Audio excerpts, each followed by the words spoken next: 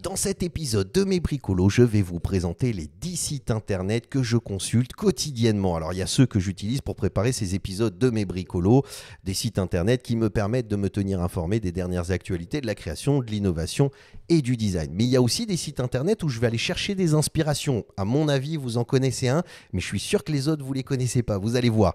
Et puis aussi, c'est un peu moins connu, il y a des sites internet qui permettent d'améliorer votre productivité. Et c'est des sites internet qui sont importants parce qu'ils vous facilitent l'accès à l'information, ils vous proposent des outils qui vous permettent de travailler plus facilement. Donc on va découvrir tout ça dans cet épisode de Mes Bricolos. Allez, on se retrouve tout de suite en couleur pour en discuter ensemble. À tout de suite. Salam alaikum, bienvenue à tous dans ce nouvel épisode de Mes Bricolos, épisode numéro 33 de la saison 4. Comment vont mes bricologistes préférés? Comment ça va les copains? J'espère que vous avez passé une merveilleuse semaine. En tout cas, moi ça me fait toujours très plaisir de vous retrouver. C'est notre petit rituel hebdomadaire pour ceux qui ne le savent pas. On se retrouve chaque mercredi à 17h heure GMT. C'est l'heure à laquelle je publie un nouvel épisode de Mes Bricolos et c'est l'heure où on se retrouve pour commenter, discuter, papoter des dernières actualités de la création, de l'innovation et du design. Et de temps en temps, j'aime bien partager avec vous soit des projets que j'ai réalisés, soit justement des outils que j'utilise. Et là, je me suis dit, c'est l'occasion parce qu'on est arrivé à 1000 abonnés. On est arrivé à 1000 abonnés, alors je me suis dit, c'est le moment de faire une petite surprise et de vous partager des petites astuces que j'ai. Alors, 1000 abonnés, ça paraît pas beaucoup, mais moi je trouve ça énorme. Donc je remercie toutes les personnes, je voudrais prendre le temps pour remercier tous les bricologistes qui sont abonnés. Nous sommes aujourd'hui 1000 bricologistes. Voilà. Bravo les gars, moi ça me fait super plaisir, je trouve ça énorme. Quand j'ai commencé ces épisodes de Mes Bricolos, c'était pendant Covid. J'étais tout seul, je m'embêtais, je me disais mais j'ai envie de papoter, j'ai envie de partager cette création, cette innovation, j'ai envie de sortir de ce truc-là, du Covid et tout ça. Et j'ai allumé ma webcam, vous pouvez aller voir les images, elle était dégueulasse, c'était une autre webcam, les images étaient toutes pourries.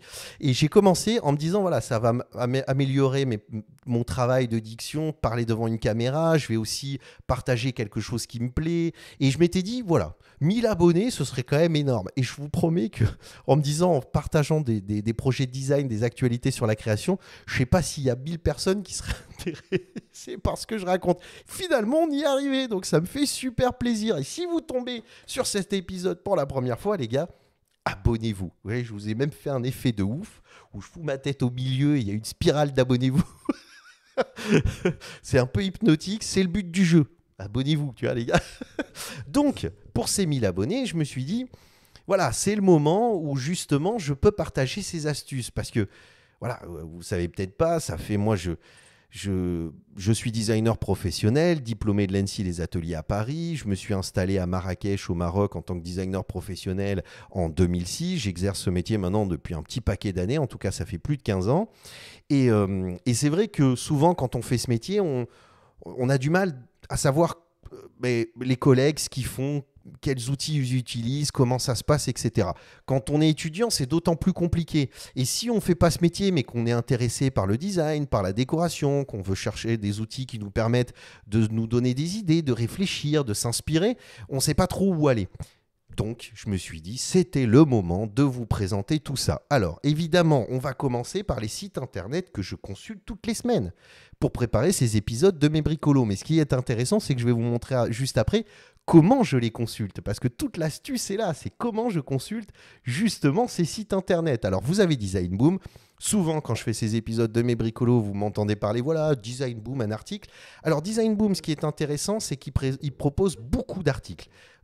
C'est vraiment chaque jour, vous avez de nouveaux articles sur des créations, sur des projets, dans différents domaines du design produit, design d'espace, design d'environnement, design food, design sonore, architecture d'intérieur. Il y a vraiment de nombreux thèmes. Ils existent maintenant depuis un petit paquet d'années, donc il y a des archives aussi qui sont très intéressantes.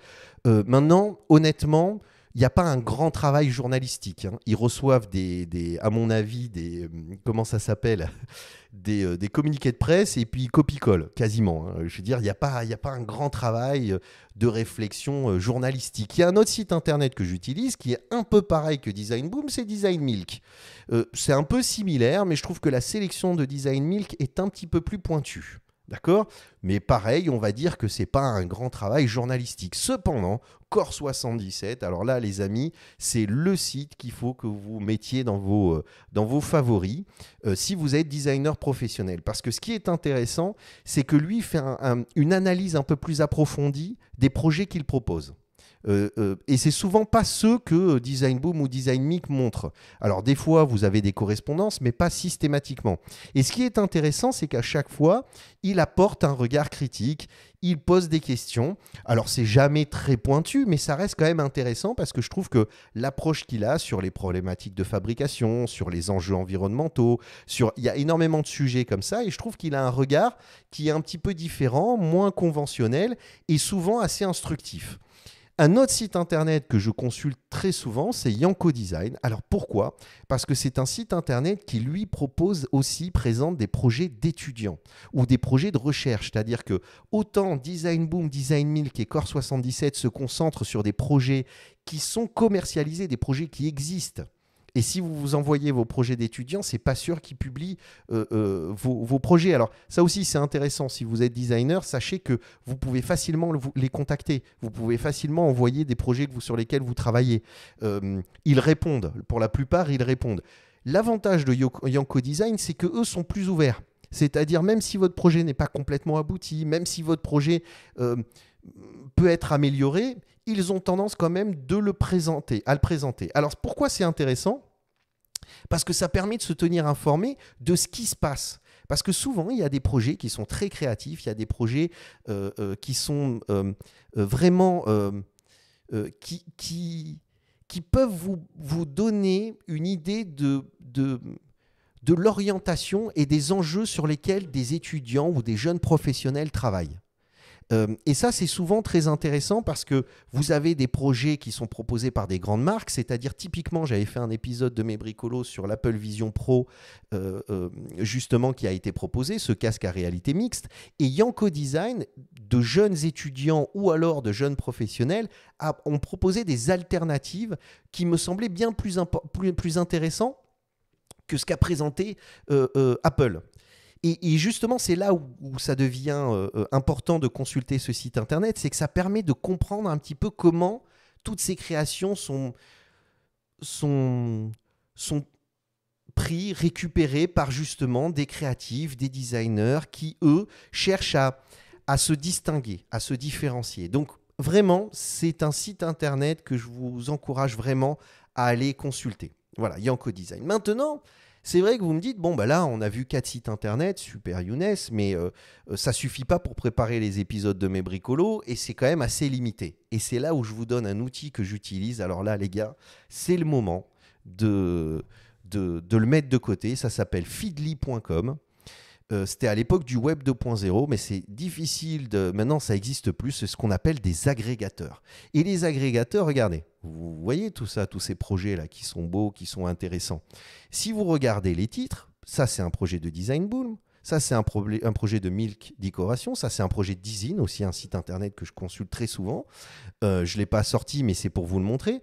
Et en fait, qu'est-ce que ça fait? C'est que ça vient récupérer tous les sites internet, certains dont ceux dont je viens de vous parler, mais aussi tous les autres sites internet, et ça vous les compile sur une seule et même fenêtre. Alors si vous regardez cette petite fenêtre que je vais ouvrir sur la gauche, ça, ce sont tous les sites internet que je consulte, où ce site internet qui s'appelle feedly.com vient récupérer les flux RSS et vient me les afficher sur cette page.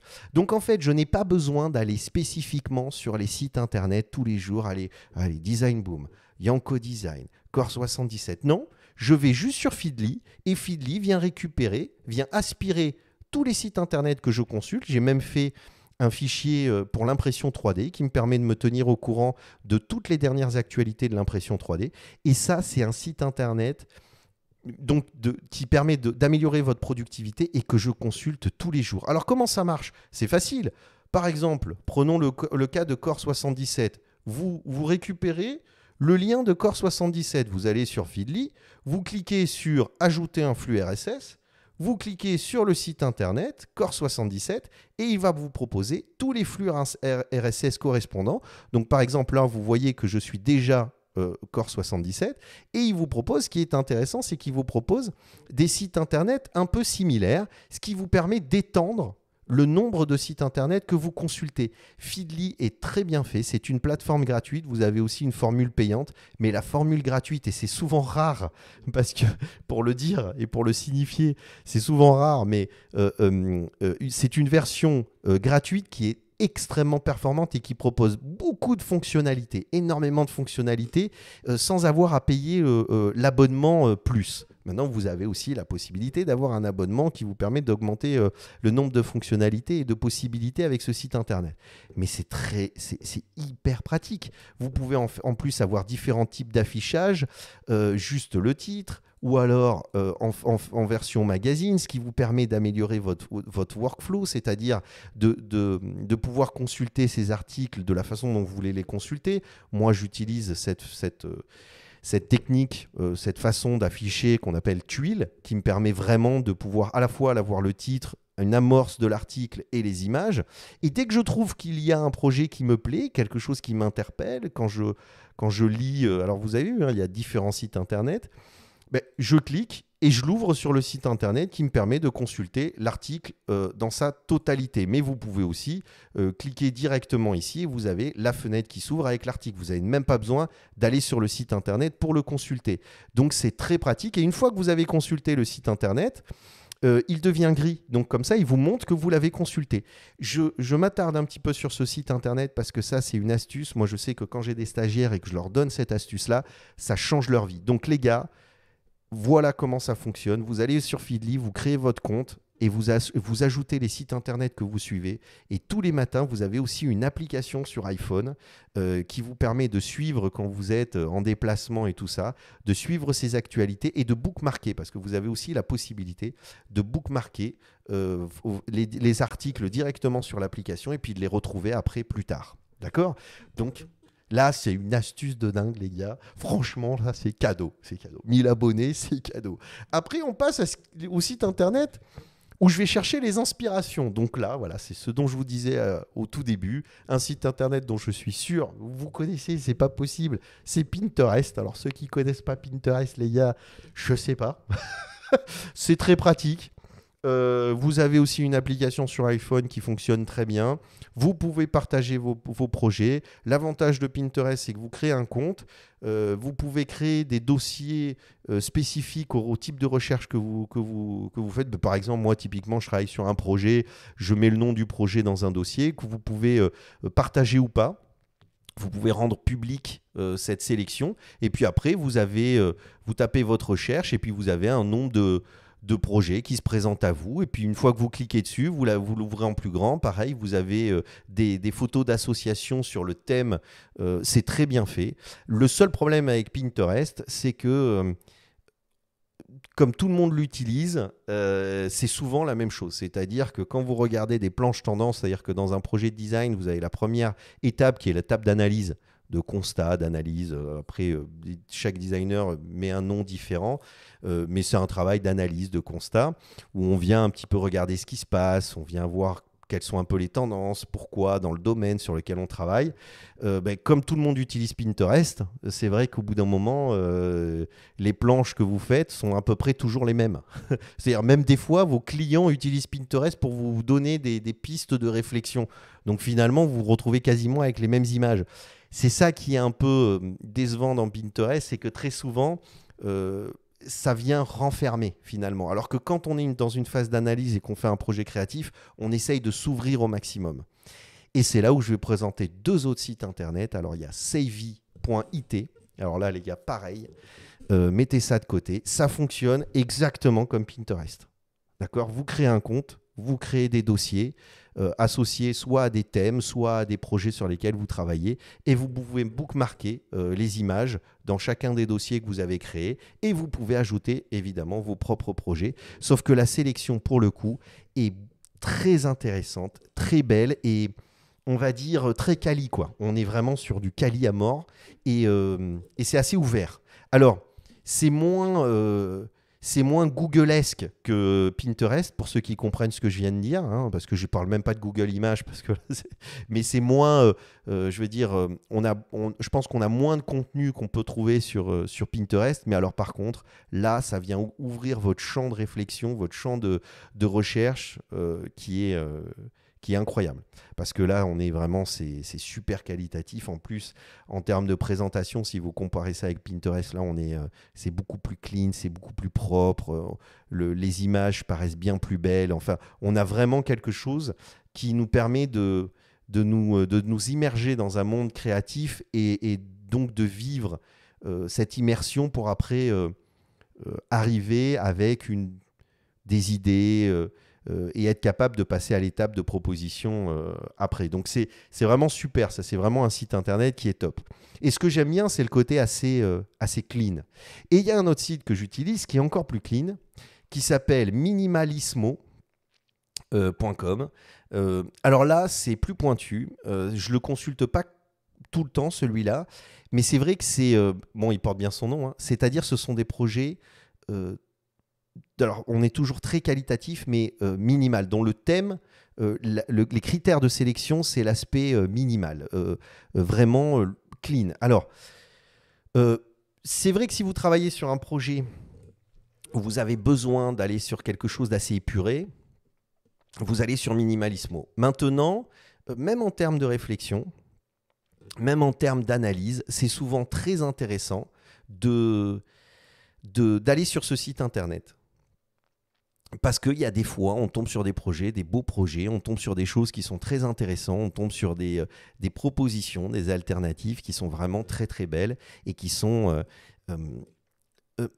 qui peuvent vous permettre d'avoir un champ de réflexion bien plus vaste. Donc, c'est un sujet, c'est-à-dire on va vers du minimalisme, mais ce qui est intéressant, c'est qu'entre Pinterest, Savvy, alors vous voyez déjà la différence, regardez Pinterest, c'est vraiment le désordre total. Savvy, clean, moi c'est ce que je regarde le plus souvent, et Minimalismo de temps en temps quand vous avez encore envie d'étendre votre champ de recherche et d'inspiration.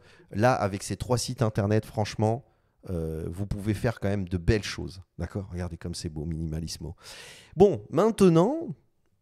Vous vous êtes tenu informé des dernières actualités de la création. Vous avez utilisé Feedly pour compiler tout ça. Donc, vous voyez un petit peu ce qui se passe dans le monde du design, de la création et de l'innovation. Après, vous avez besoin de chercher des inspirations Pinterest, Savvy et Minimalismo. Super. Et maintenant, il s'agit de travailler. Quand on fait des projets de design, c'est vrai que très souvent, on utilise la modélisation. Hein, d'accord. Alors moi, je commence par une phase avec mon iPad Pro et l'iPen, je crois qu'ils appellent ça le pencil, enfin le stylo là, d'Apple qui fonctionne avec l'iPad Pro. Et je dessine rapidement dessus. Puis après, je passe à de la modélisation. J'utilise Rhinoceros 3D. J'utilise 3ds Max et V-Ray. Rhino, c'est pour modéliser, mais 3ds Max et V-Ray, c'est pour faire les rendus. Et quand vous faites des rendus, c'est important d'avoir de belles lumières, de belles textures, etc. Alors, il y en a qui utilisent Keyshot. Moi, je n'utilise pas Keyshot. Moi, j'utilise vraiment, c'est comme ça, hein, j'utilise 3ds Max et V-Ray. Vous allez voir pourquoi j'utilise 3ds Max et V-Ray. Mais on a besoin d'avoir des banques de textures, de matières, de modèles pour agrémenter nos créations. Donc, par exemple, vous avez dessiné une chaise, vous avez dessiné un canapé, vous avez dessiné un fauteuil. Ok, vous l'avez modélisé sur Rhino, il est tout gris en modèle 3D. Maintenant, il faut le texturer, il faut lui donner une couleur, il faut lui donner une matérialité. Et après, le mettre dans une scène avec une belle lumière, avec une belle décoration autour, des plantes, etc. Vous n'allez pas vous embêter à modéliser les plantes. Vous n'allez pas vous embêter à essayer de créer une texture alors qu'il y en a plein qui le proposent. Et Polygon est vraiment le site internet incroyable qui propose des textures d'une qualité exceptionnelle. Parce que souvent, vous pouvez tomber sur des textures quand vous utilisez V-Ray qui sont pas mal, mais qui ne sont pas clean. C'est-à-dire que toujours, il y a des petits défauts, on voit les répétitions, c'est-à-dire on voit vraiment les coutures, ce qu'on appelle les seams, c'est-à-dire les répétitions de la texture. D'accord ? Pour ceux qui voient un petit peu de quoi je parle. Ici, c'est juste parfait. Et les textures sont extrêmement bien faites. Alors, je vous donne un exemple. Si par exemple, on va dans du bois, on va dans un bois, vous avez différents types de textures avec différents types de matières. Et alors ça, c'est plutôt, j'ai cliqué sur Flore. Attendez, on va aller sur une texture de bois, mais ou sur du terrazzo, parce que ça plaît bien le terrazzo.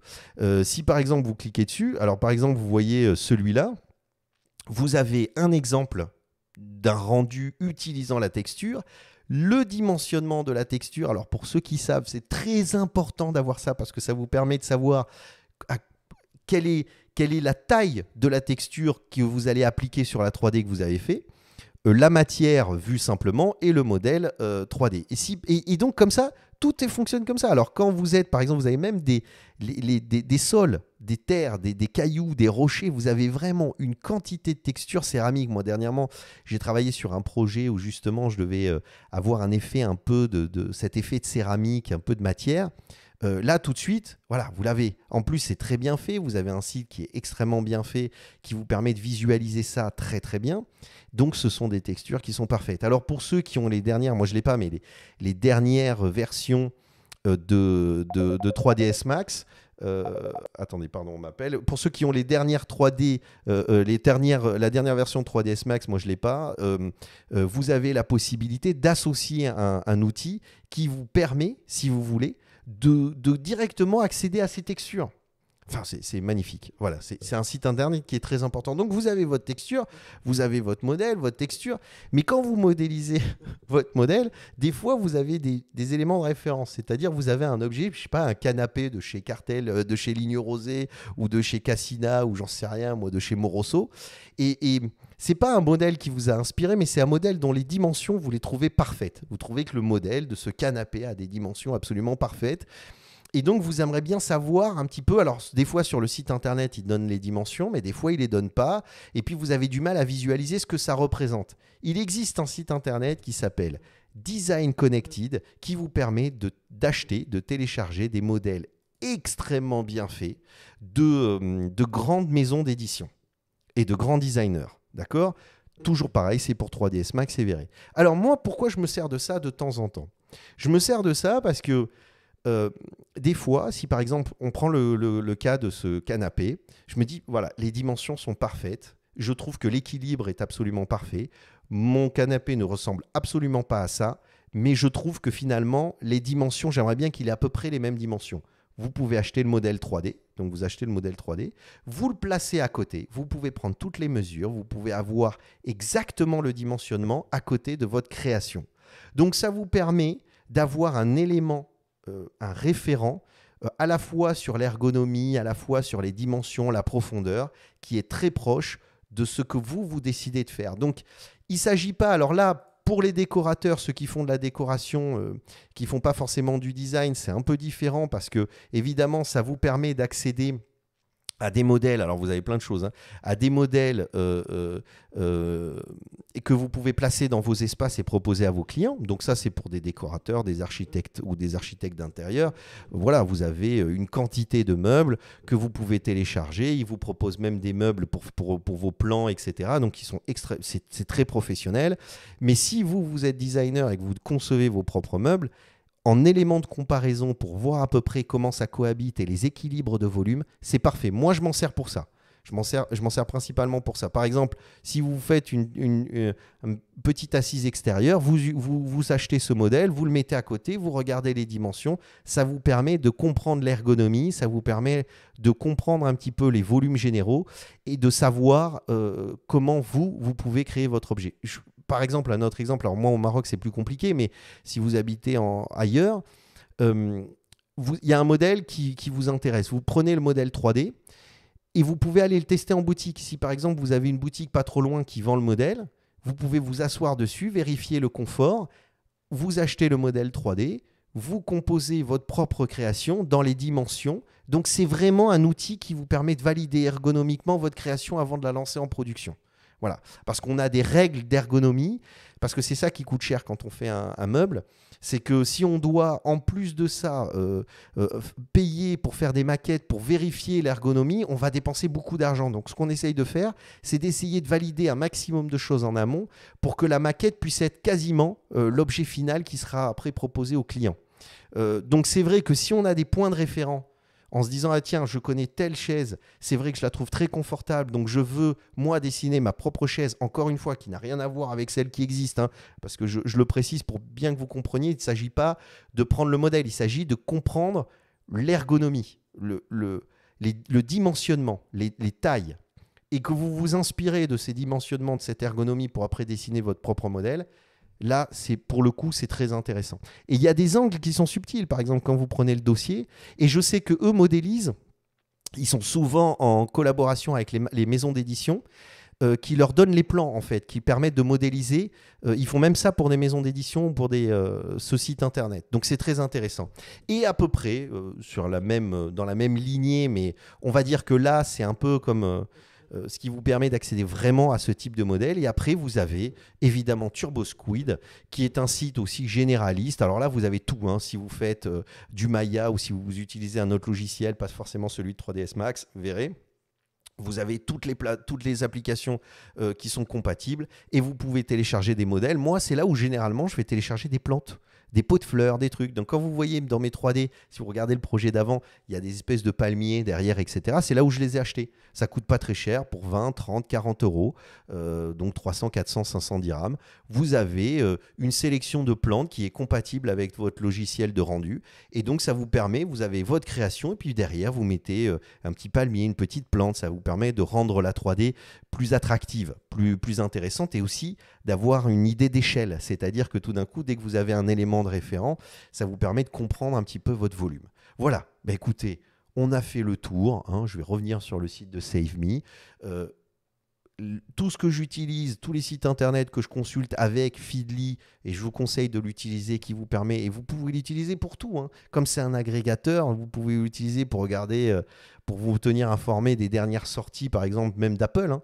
Vous mettez les dernières sorties, et puis à chaque fois qu'il y aura une nouvelle publication dans les actualités, tac, vous recevez une notification sur votre téléphone, et vous serez informé de tout ce qui se passe sur les sites internet que vous voulez consulter sans avoir à aller directement là-dessus. Donc vous avez Feedly, vous avez après pour les inspirations Pinterest, Savvy et Minimalismo. Et puis après, ça c'était un peu plus pointu, j'ai terminé avec ça qui est... pardon, excusez-moi. J'ai appuyé sur le mauvais bouton, qui est le site internet qui vous permet, tous ces sites internet qui vous permettent de télécharger des modèles 3D, de télécharger des textures, des matériaux, etc. Donc là, vraiment les gars, c'est cadeau, 1000 abonnés, moi ça me fait super plaisir de partager ça avec vous. Donc j'espère que c'était intéressant. Je veux dire, c'était un petit épisode un petit peu spécial, mais c'est aussi important de vous parler de tout ça, parce que moi, j'aurais bien voulu qu'on me présente ça, parce que je le trouve un petit peu de façon empirique, ou quand tu as des copains qui disent « Ah, t'as vu ce site internet, t'as vu ce dernier truc, etc. » Donc, ça me fait plaisir de le partager avec vous. Bon, voilà, j'espère que cet épisode vous a plu. Et puis, nous, on se retrouve la semaine prochaine pour un nouvel épisode de Mes Bricolos. Et puis, donc, maintenant, l'objectif, c'est 10 000 abonnés, je sais pas moi, hein. On se retrouve dans 10 ans pour les 10 000. Bon allez, je vous laisse avec des épisodes qui vont s'ouvrir à droite et à gauche. Et puis, donc abonnez-vous, c'est le moment de défoncer la petite tronche là que vous avez en bas et de cliquer sur abonner. Allez, à la semaine prochaine pour un nouvel épisode de Mes Bricolos. Au revoir à tous, Slama.